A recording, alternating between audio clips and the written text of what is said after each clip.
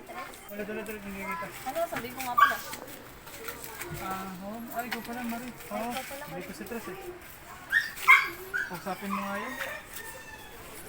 Baka mapagbago mo pa yun. Baka pag kinausap mo yan, Tumino. tuminat mo, umiwas sa mga Sa mga away-away.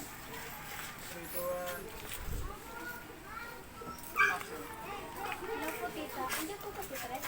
Ay, oo, Marie, nandito si Tres. Mabuti at pumunta ka dito nga, kausapin namin kita. Maganda sana, kausapin mo muna yun si Tres. Nakasakali, makapagbago-bago siya at hindi makipag-awat. Lagi kasi pinapatawin itong mga nakaraan.